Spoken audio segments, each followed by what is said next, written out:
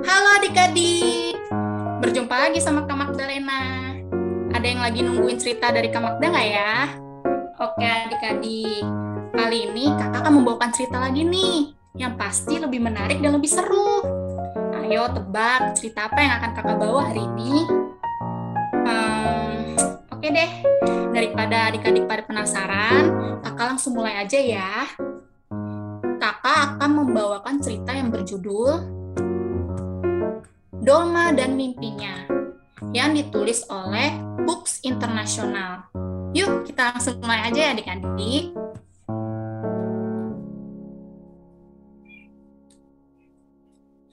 Dalam cerita ini, ada 7 tokoh adik-adik, yaitu Yeti, Nenek, Ibu, Dolma, Yako, Ayah, dan Maya.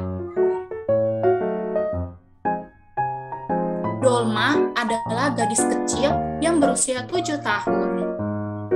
Ia tinggal di pegunungan Himalaya bersama nenek, ayah, ibu, dan adiknya. Mereka memelihara seekor anjing, ayam, dan yak.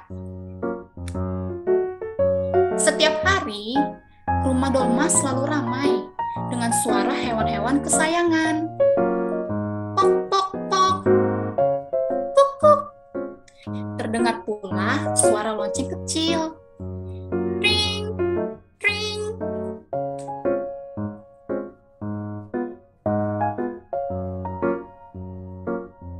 Bunyi itu berasal dari kalung di leher seekor yak yang bernama Yako.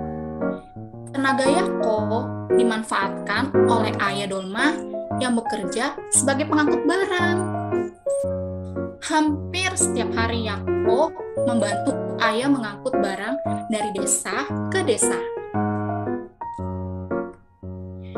Susu dan bulu Yako juga sangat bermanfaat bagi Dolma dan keluarganya adik-adik. Setiap pagi, mereka minum susu yang diperah dari tubuh Yako.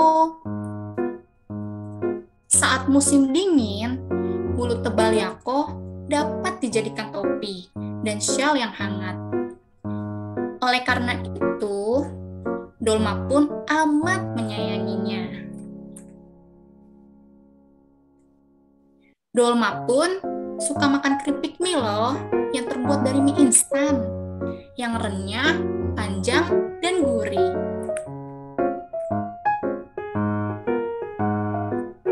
Dolma senang jika ayah dan Yako pulang, membawa oleh-oleh keripik mie kesukaannya itu. Ia memakannya hingga habis, lalu membuang kemasan bekas keripik sembarangan.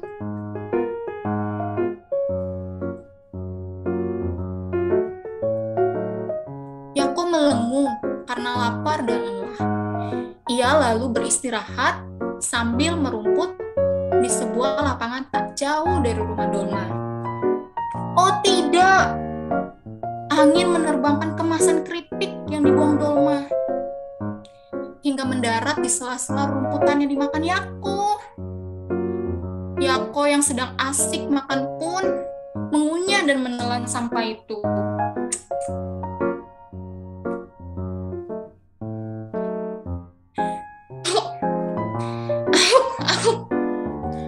Yako batuk hingga napasnya terengah-engah. Yako tampak kesakitan. Dolma cemas dan memanggil ayahnya. Ayah lalu memeriksa Yako dengan seksama. Ayah menganyam sebuah keranjang sampah dan berkata kepada Dolma, Yako jatuh sakit karena ia memakan kemasan bekas makanan yang dibuang sembarangan. Mulai sekarang, buanglah sampahmu di keranjang ini.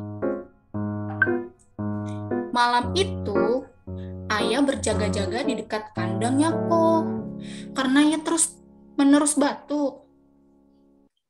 Dolma amat cemas memikirkannya. Sebelum tidur, ia berdoa, Ya Tuhan, sembuhkanlah Yako.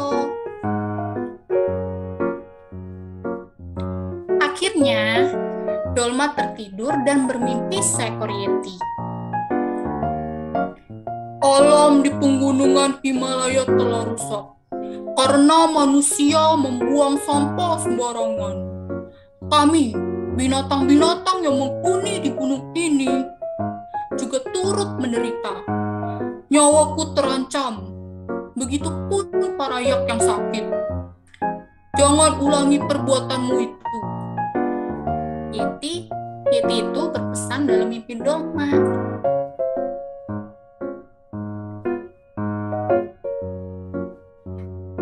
Dalam hati, Dolma berkata, "Bagaimana ini?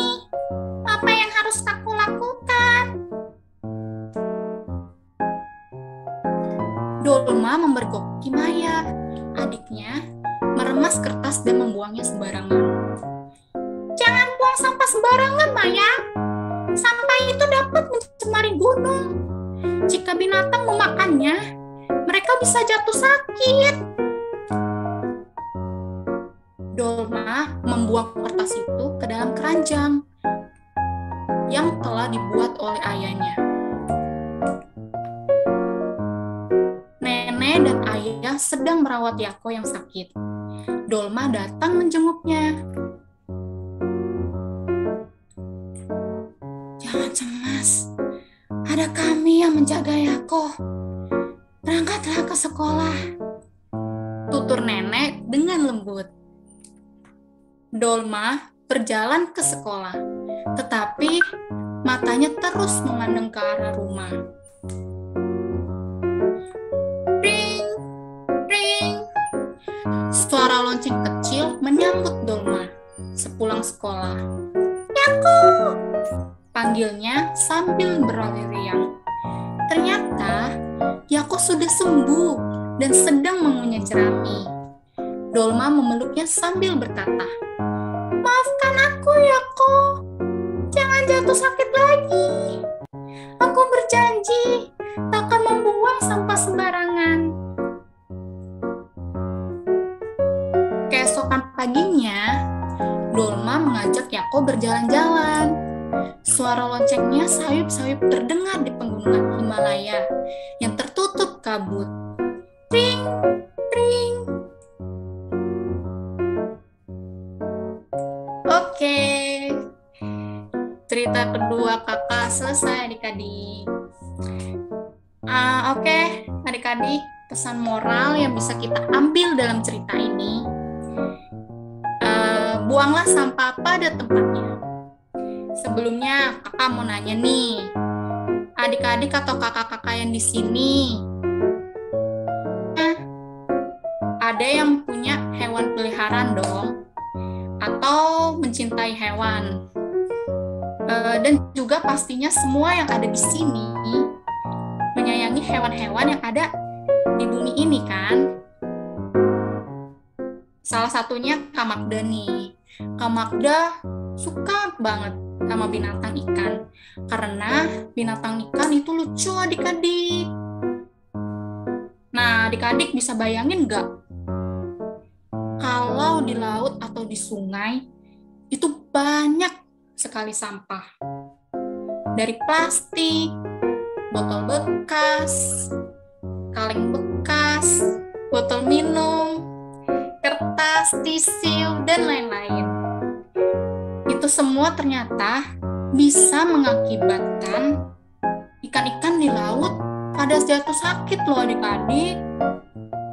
Yang seharusnya sampah itu bisa kita buang pada tempat yang semestinya, yaitu tong sampah.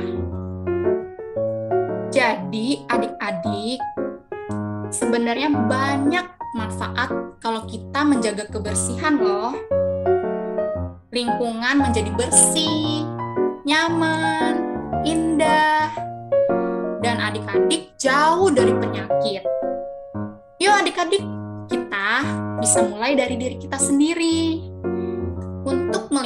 untuk merawat lingkungan tempat tinggal, untuk merawat lingkungan yang kita tinggali, untuk selalu bersih. Terima kasih.